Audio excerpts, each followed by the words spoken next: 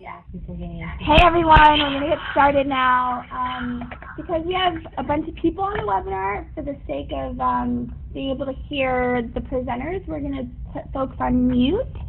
But I do want to say we're going to have time for questions at the towards the end of this. And then also throughout the webinar, if you do have a question that's really urgent, then feel free to use the notepad to both introduce yourself and list out any questions that you have or any thoughts or concerns, and we will try to address them before the end of the webinar. So we expect this all to take about an hour, and so we hope that you can stay with us for the whole time. We're really excited to have you join us. My name is Jennifer Angarita. I'm at the AFL-CIO, which is a large umbrella organization of labor unions in the U.S., and I'm joined by several of my colleagues. Hi, this is Kelly Faye Rodriguez. I also work at the AFL-CIO. Hi everyone, this is Camila Botoletu from United We Dream. We're a national network of immigrant youth organizations in over 30 states. I'm documented myself, and I'm glad to be presenting to you guys today. So we also want to introduce Matt Ginsberg from the AFL-CIO Legal Department and Josh Stellick from the National Immigration Law Center. Thanks so much. The lawyers are going to be helping us answer your questions at the end. Hey everyone, my name is Emilio Vicente, and I'm a former Dream Summer intern at the AFL-CIO. And so I'll briefly share, I'm an undocumented student, you are, and I briefly want to share with you why this webinar is really important, the intersectionality between immigration and the workers' rights. So like many of you or many of your parents, immigrant families, my parents worked minimum wage jobs in really harsh conditions. My dad worked for a lumber company for a good amount of years until he had an accident in 2001. This accident left him paralyzed from the waist down, and because of his immigration status, he's undocumented. It was really hard for him and our family to get the benefits that we deserved as someone who had an accident at work. And so because of the accident, my dad hasn't been able to walk anymore, and unfortunately he won't be able to walk anymore.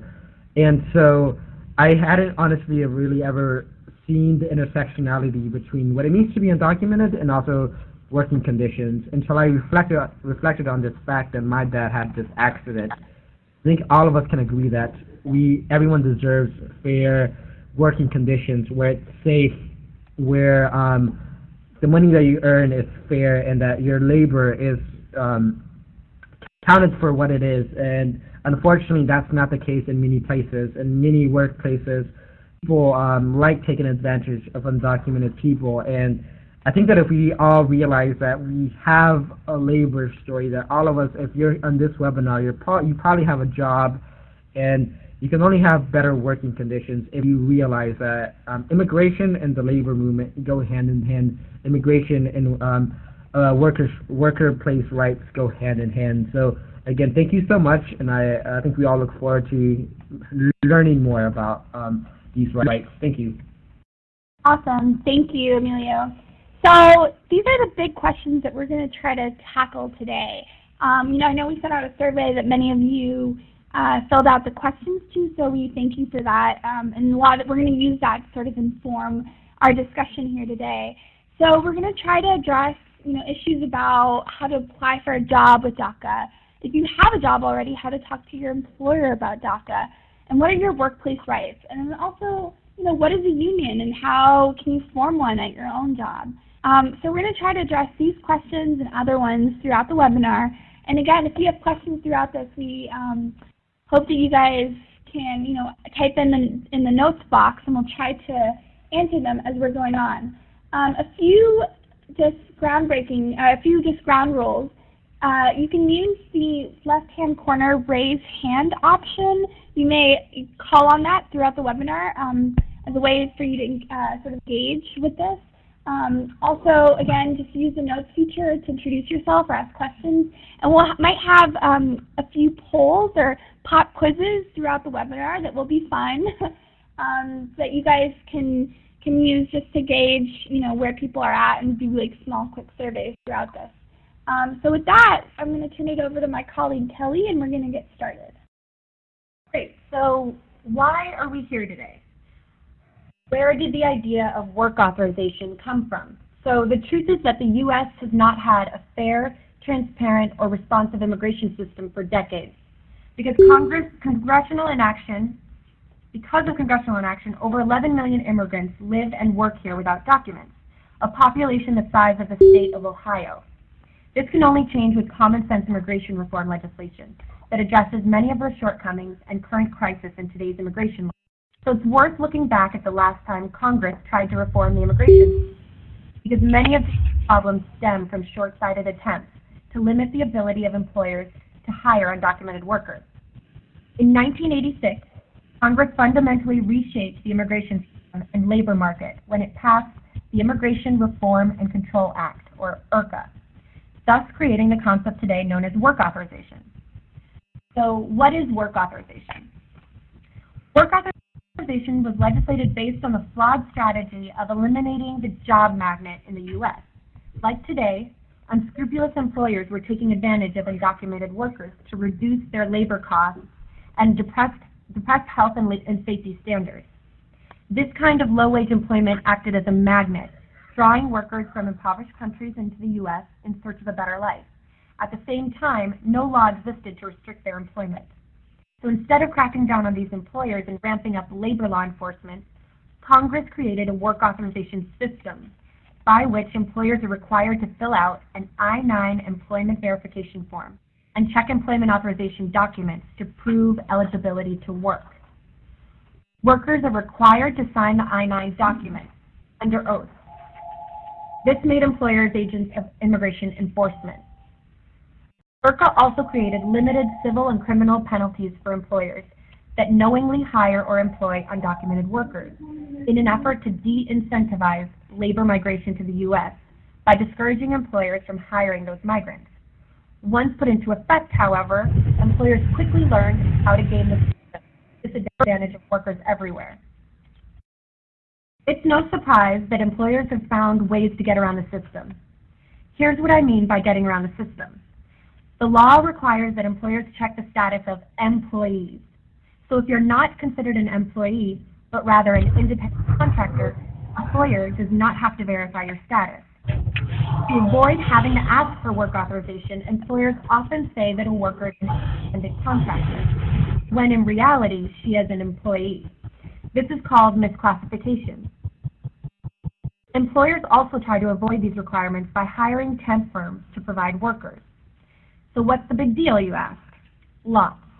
The law protects employees much more than it does independent contractors. Employees are covered by workers' compensation, so that if you're injured on the job, you'll get wages and health care. Independent contractors are not covered, so if you're injured on the job, you're on your own. In addition, employees have a right to join together to form a union to improve their working conditions collectively. Independent contractors are not. At the same time, due to overly restrictive limits on legal avenues to immigration, cottage industries have popped up selling fraudulent Social Security numbers and green cards to workers. Despite the fact that most labor and employment laws apply to undocumented workers, many of these workers are often afraid to assert their rights in the workplace due to the fact that their employer is able to use the threat of immigration enforcement against them. And this ends up depressing working conditions for all workers. Now Camila's going to talk about how we got DACA. Yes, hey everyone. Like I said in the beginning, this is Camilla from United We Dream. I'm a dreamer myself. I recently got DACA last year, like many of you guys here. So I'm going to talk a little bit about how is it that we came to get DACA.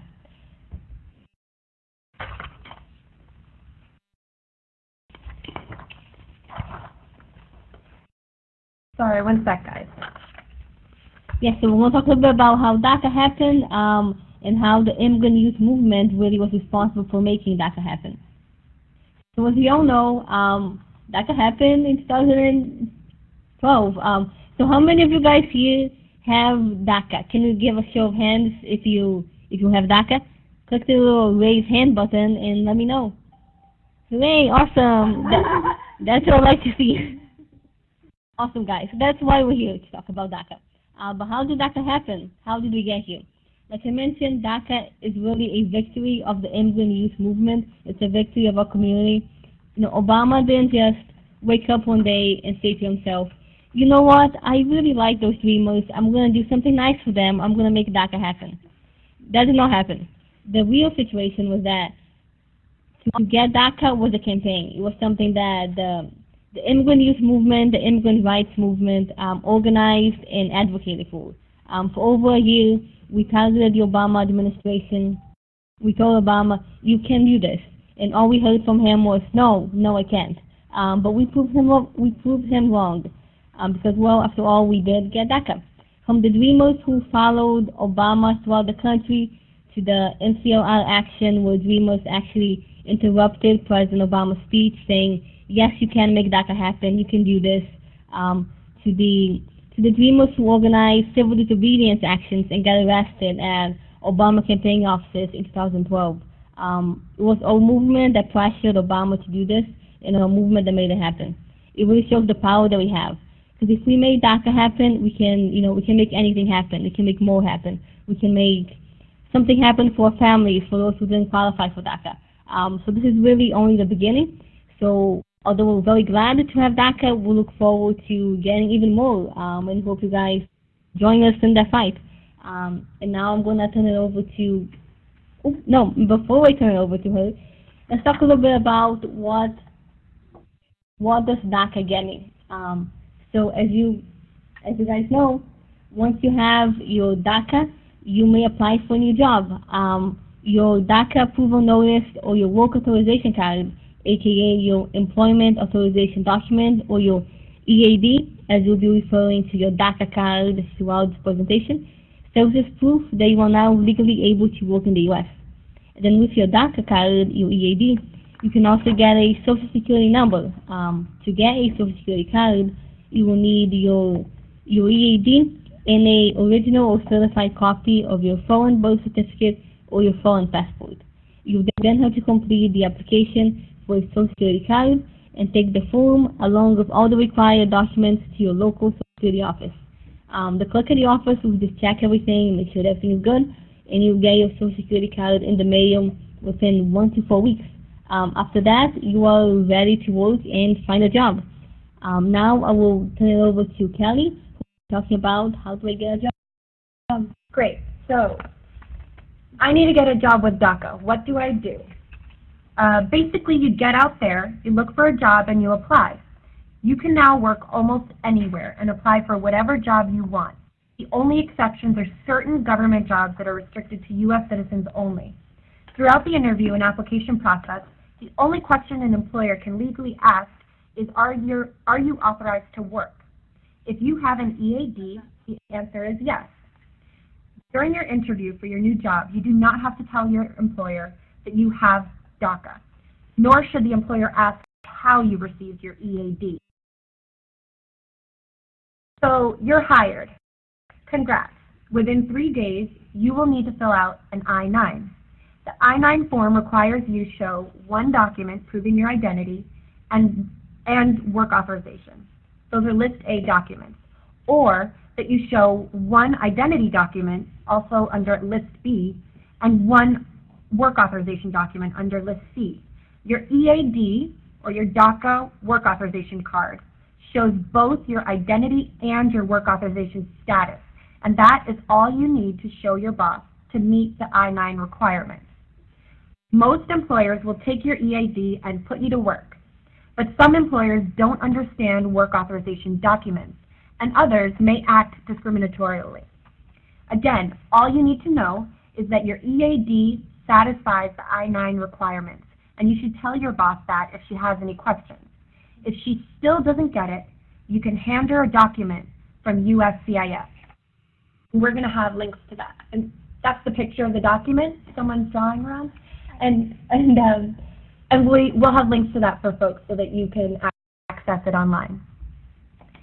So if your boss still doesn't get it, you can have her call the U.S. Department of Justice, a special office for immigration-related work issues. And the number is 1-800-255-8155 for employers and 1-800-255-7688 for workers. Some employers may run your information through E-Verify. What is E-Verify? It's an electronic program some employers use to confirm whether a worker is legally authorized to work.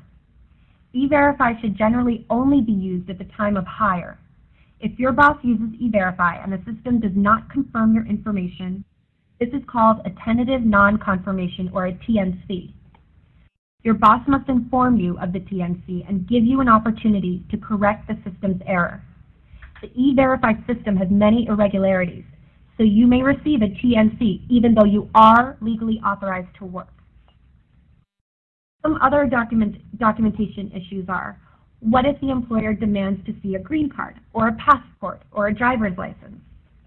The law gives the worker the choice of which documents that satisfy the I-9 requirement to present. Your EAD satisfies both your identification and your work authorization. Again, if you have additional questions, refer your boss to the USCIS fact sheet or to the DOJ hotline. My EAD has an expiration date, so what does that mean? Employers must ask to see your documents again if your prior documents are about to expire or already expired. This just means that you must renew your DACA accordingly. Now we're going to have an example, a real-life example. Gordo lives in Chattanooga, Tennessee. His friend Christina is a volunteer organizer at United We Dream and told him he might be eligible for DACA, which would help him be able to work. Gordo applied for DACA and received his EAD in the mail, and he applied for a job at an auto factory near his house. The factory boss hired Gordo to work the line, and on his first day at the factory, the boss asked Gordo to fill out an I-9 and asked him for his driver's license or passport. Gordo showed his boss his EAD, but the boss insisted on a passport or driver's license too. What should Gordo do? A, insist his EAD meets all requirements of the I-9 form. B, Gordo can call his parents. C, Gordo can contact the Department of Justice, the Office of Special Counsel for Immigration-Related Unfair Employment Practices, also known as OSC, for assistance by calling the worker hotline. Or D, Gordo cannot do anything and should look for another job at Walmart.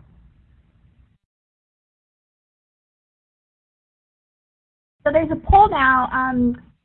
You should take a look and pick the answer that you think is correct. You have 20 seconds.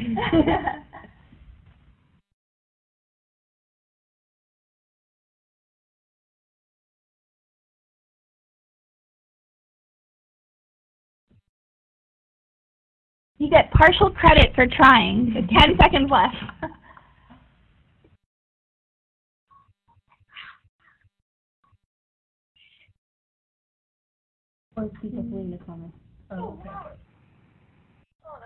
Okay, good. Great. So the answers are A is right.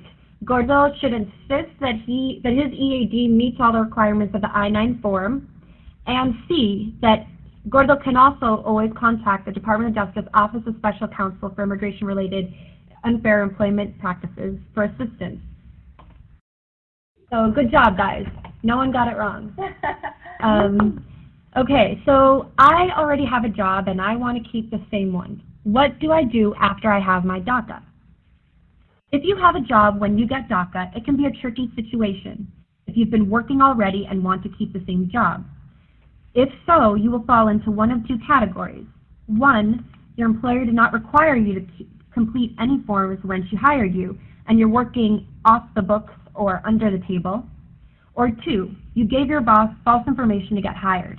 Maybe used a family member's social security number or bought one. So what should you do?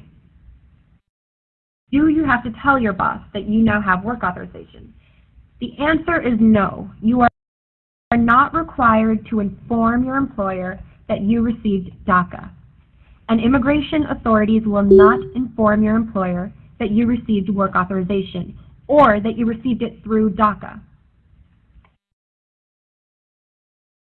If I tell my boss about my DACA, am I going to get fired? There's no easy answer for that. Your employer does not have to fire you, but unless you are a member of a union, the boss has a lot of latitude in terms of firing you. And most people don't realize this, but there are very few limits on firing workers. The boss can fire you if she doesn't like the color of your hair or if you don't get along, anything that is not tied to your race, national origin, or gender. Under federal law, the boss may still legally fire you if you did provide false documents or false information to gain employment before you got DACA.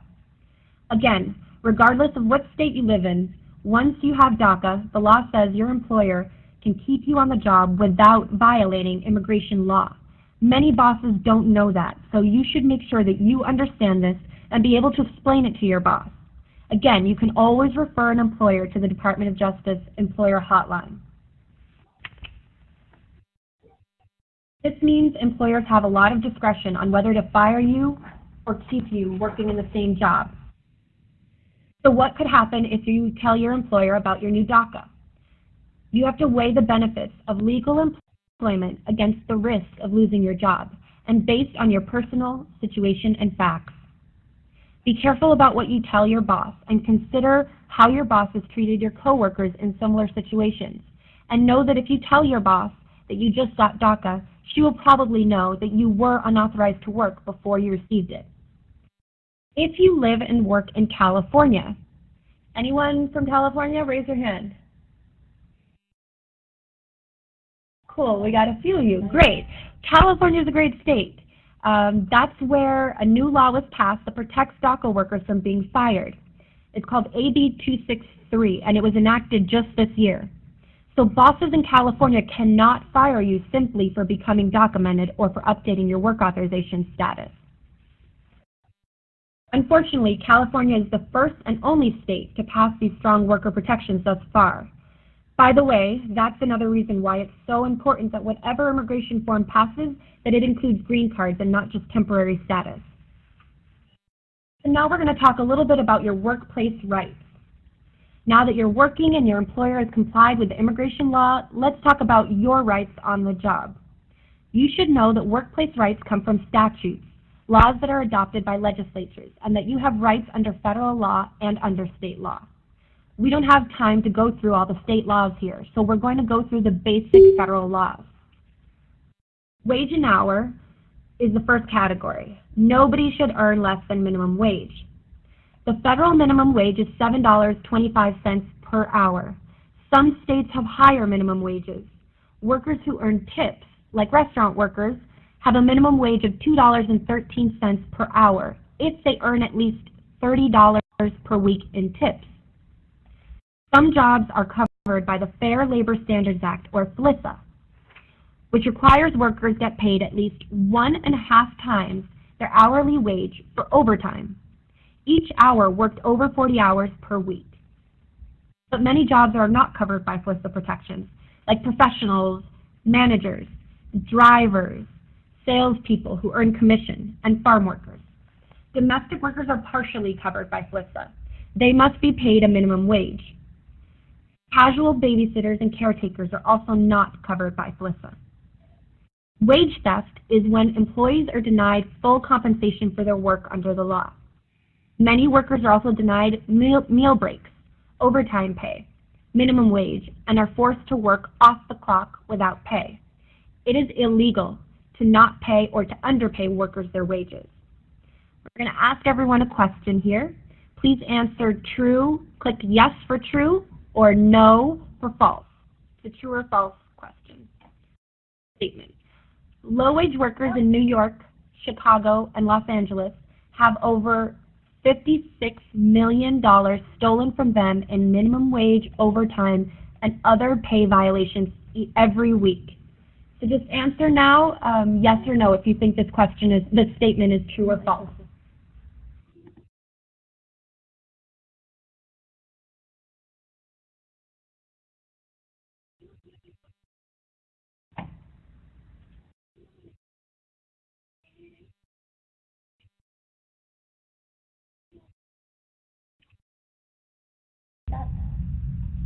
The answer is, it's true.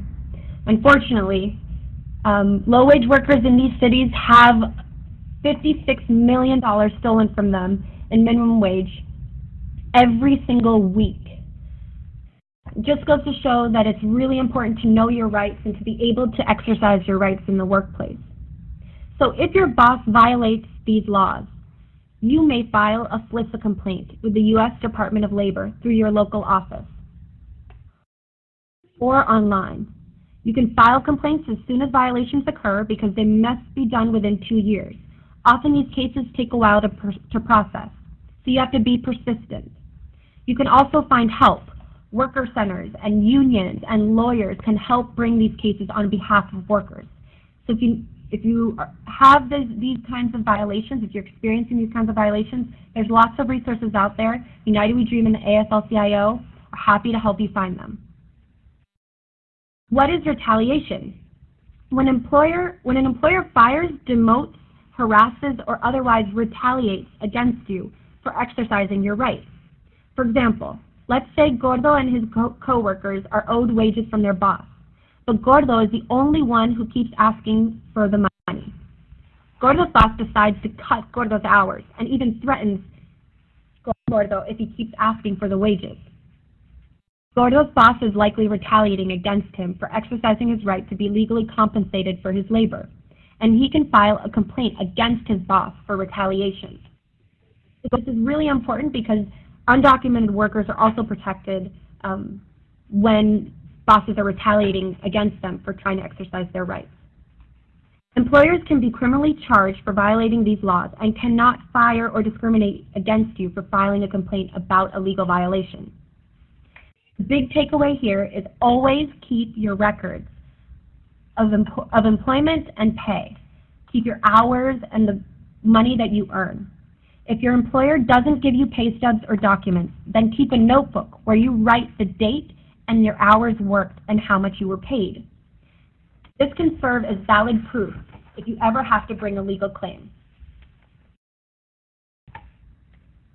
What is discrimination? Discrimination is treating people differently or negatively because of certain characteristics. It can be direct treatment like harassing statements or offensive conduct, or it can be implicit, like paying workers different wages based on their race or promoting only certain racial groups of workers. Employers are prohibited from discriminating against workers for joining a union or based on their gender, sexuality, race, ethnicity, disability, or pregnancy. Some states also have protections for sexual orientation. They are also prohibited under the Civil Rights Act from discrimination based on race, color, or national origin by employers of 15 or more workers.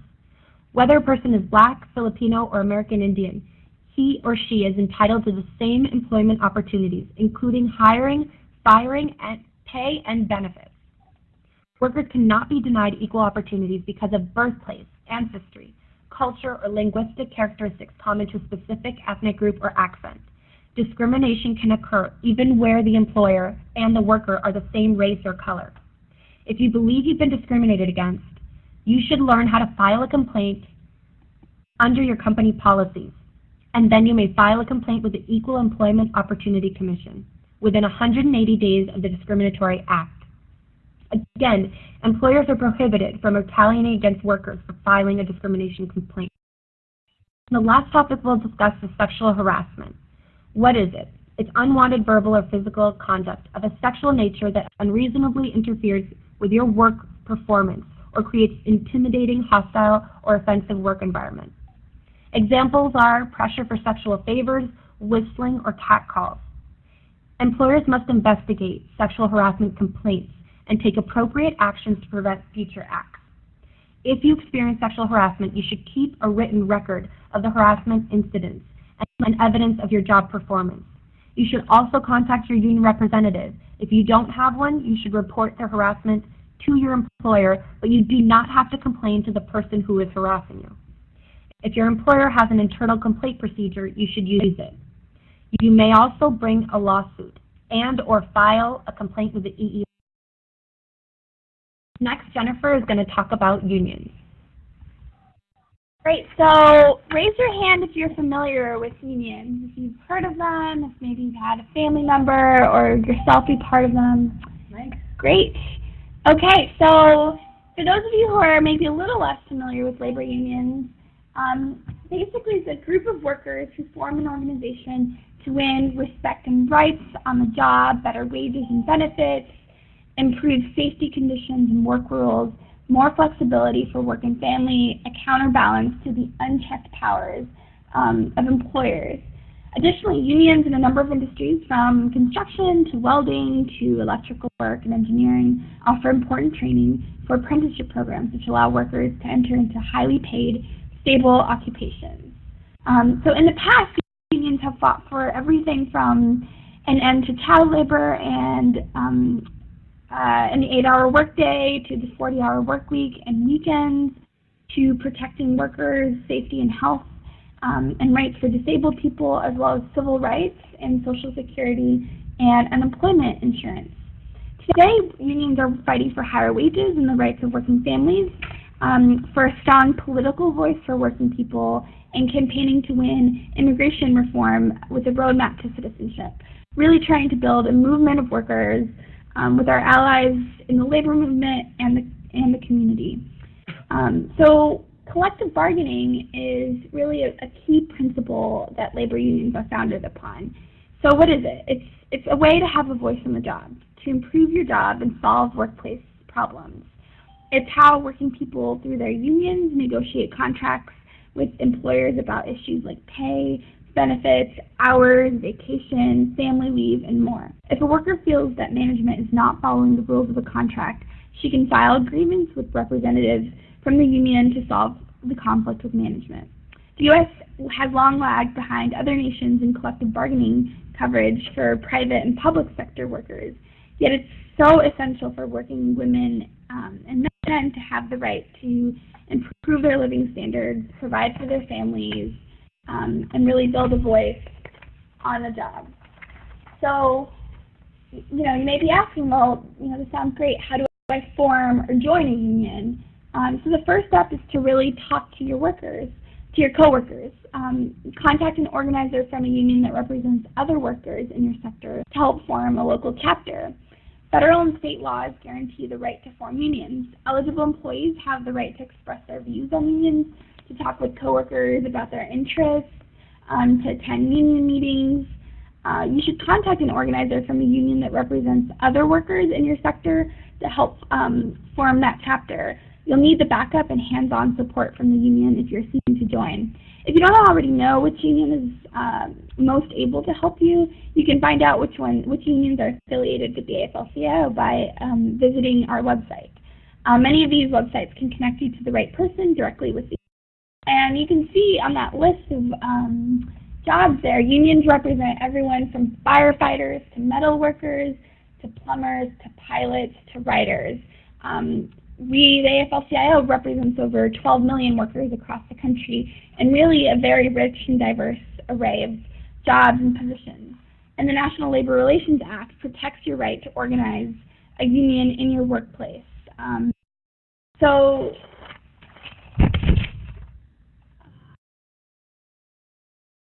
if you're looking for more resources about how to join a union or what other kind of opportunities to improve your working conditions are, we recommend a couple key ones. In particular, Working America is a way to join a union if it's not immediately available to you to join a group of workers. It's a community affiliate of the AFL-CIO, and they have a website called fixmyjob.com, which actually can assist you with any workplace violations that you're having or any kind of struggles or issues that you're facing at work, and walk you through what are some of the remedies to address those. And AFL-CIO also has a wealth of resources on our website and social media, and Own the Dream has specific information for DACA recipients who are both looking to renew their DACA and looking for more information on how to apply and get more resources.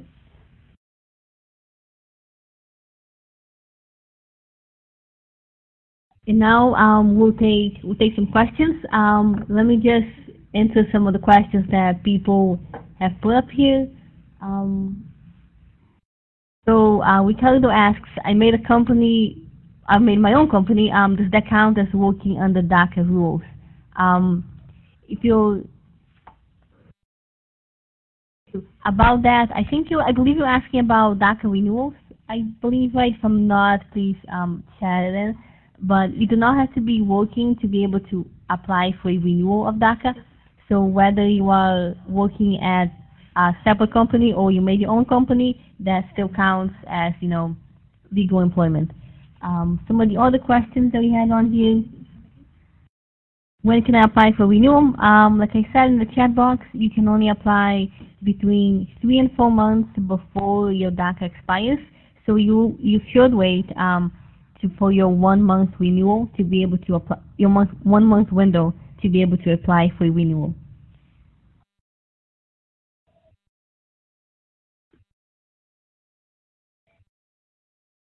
Now we have some space for questions. So if you guys have any questions, you can go ahead and send it in. I see a couple people have questions about health insurance in DACA. So for the Affordable Health Care Act, which people now call Obamacare, if you're a DACA recipient, you cannot qualify under that. The administration made an announcement that you cannot get health care under the new Obamacare Act. But you can still get private health insurance and other kinds of health insurance. So if your job, for instance, has a benefit that is health insurance, you are, able to access that through your work employment. Some local cities and states might have other opportunities. So that's something actually NILC, the National Immigration Law Center, has information on. So we would encourage people to go to that website.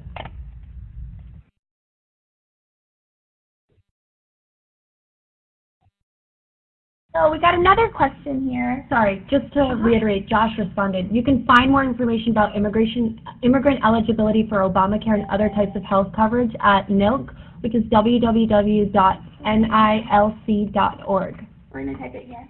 Again, it's www.nilc.org. So can you answer that? Sorry, we're trying to catch up with these questions here. I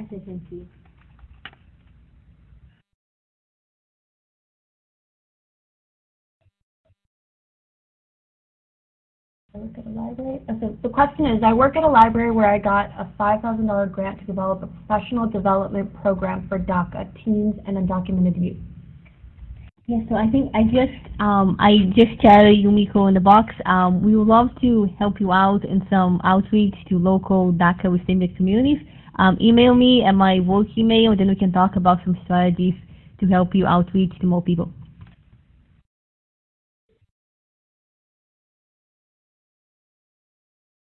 Yes, so I see a question that says, what if we are unemployed while we are renewing DACA? Does that affect renewal? So like I think I mentioned, you do not need to be working to be able to renew your DACA. Working is not a requirement to renew the DACA. I should mention that United We Dream will be doing a DACA renewal specific webinar in the next couple of weeks. So if you guys are interested in getting more information about DACA renewals, keep updated on the United We Dream page, and we'll be doing a webinar just focused on DACA renewals. So there's a question, can you travel around the country? You can, within the U.S., you can travel from one state to another. That's not a problem. Studying. So yes, so a couple people have questions about traveling outside the country with DACA. So you can, under very specific circumstances, you have to apply for advanced parole to be able to travel under DACA. It's a different application process. You have to prove that you meet certain requirements or they are traveling outside for certain reasons. I should also say that we'll be doing another webinar focused on some of the basics of life after DACA, where we'll go over traveling with DACA, getting driver's license with DACA, getting social security number, and other kind of basic issues. And we'll actually be doing this webinar in 2 weeks on March 27th at 8 p.m. So come back here in 2 weeks' time and we'll answer all those questions in much more detail. One thing about traveling outside of the U.S., you want to make sure that you are careful about filling out the application and getting help with it if you have any questions. If you have any criminal issues, from the time you get your DACA and the time you leave, that could affect your reentry. So you want to make sure that if there's any issues like that, you talk to a lawyer or you contact some organization that can give you some guidance on that.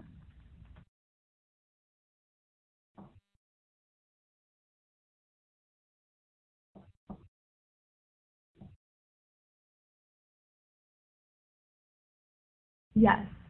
So this question, so you can visit Puerto Rico and Virgin Islands. You can travel to U.S. territories, yes, with your DACA. So yeah, so I'm not going. What if they say if you're stopped at you're traveling from California and you were stopped at an immigration customs stop and they ask you for a U.S. citizen? So the answer to that is no, and you show them your DACA, your EAD, and that's fine. You definitely don't want to say that you're a U.S. citizen if you're not yet. That could compromise any future applications you have to submit. So if someone asks you if you're a U.S. citizen, you say no, you are authorized to be here, and you show them your EAD. Someone else asked, I work as a lawyer at a university, and no one I know has been granted advanced parole to travel or study abroad. Do you folks know if anyone has been able to leave and return? We actually do know many people who have been able to do it. It's an extensive process, and they have materials that they've developed with sort of best practices for that.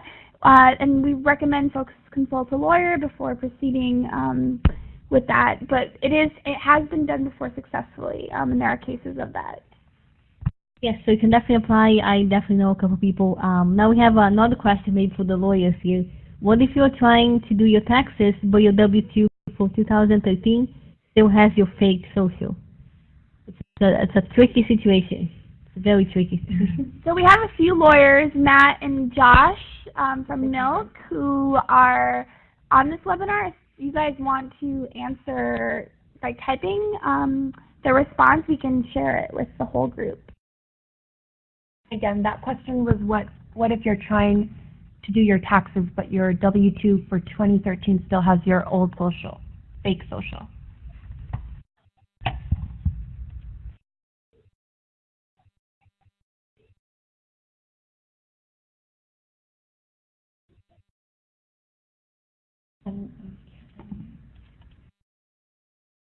So somebody asked, is there any way to adjust status through marriage? That is a possibility, but that depends. You need to talk to a lawyer about it. Each situation is different, and you may have your own circumstances. So we highly recommend speaking to a lawyer and obtaining legal advice. So for people who are not on the webinar, yes, the PowerPoint will be available. This has been recorded, and United We Dream will be able to share it.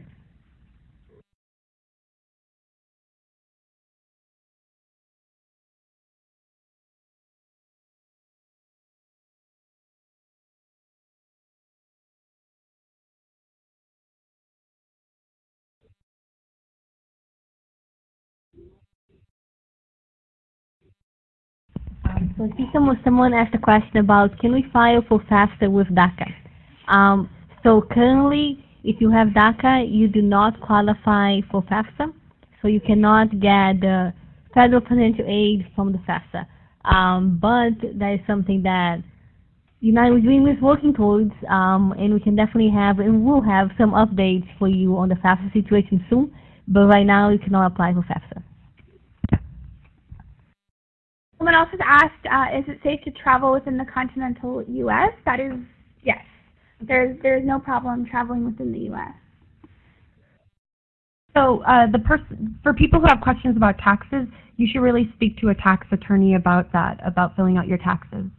And we can follow up with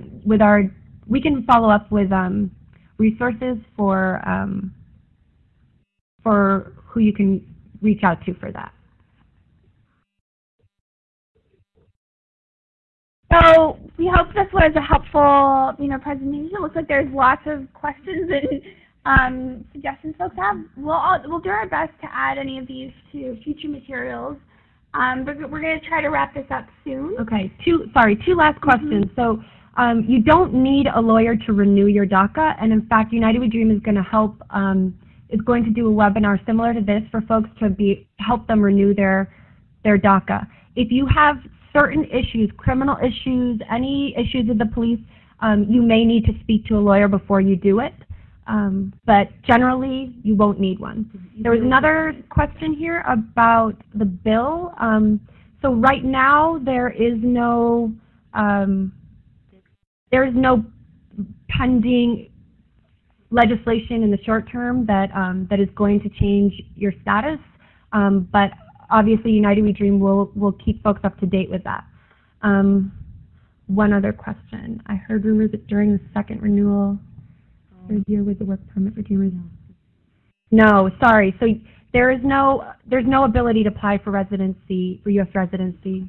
The question was, I heard rumors that during the second renewal, the third year with the work permit for Dreamers, can we apply for U.S. residency? Sorry, it's not true right now. Josh says, so one of our lawyers say, to the person who asked the question about filing your tax return, have you been filing tax returns with an ITIN? That's a tax ID number. If so, you'll need to rescind your ITIN when you get your Social Security number through DACA. Trickier issue is updating your W-4 form with your employer, since that raises the same concerns as updating your I-9 with your employer. And you can contact Josh Stellick directly for more info.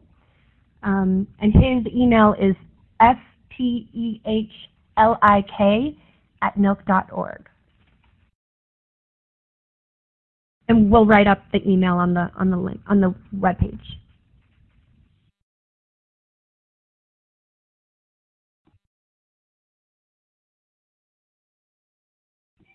DACA social sites.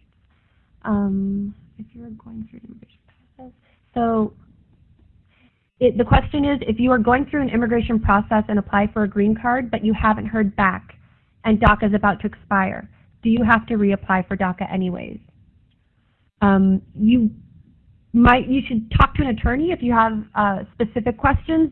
That way they can consider all the factors for your case, but generally you don't want to go through period without status. So yes, you should, to be safe, you should reapply for DACA while you're waiting for your immigration process. Any other questions?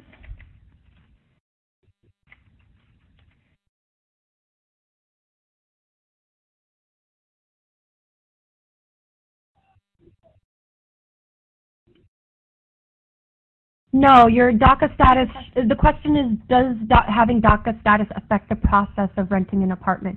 And no, it should not. And you shouldn't have to explain to anyone renting, you shouldn't have to explain your status. You should be able to provide your Social Security number and your other information. It should not affect your ability to rent an apartment.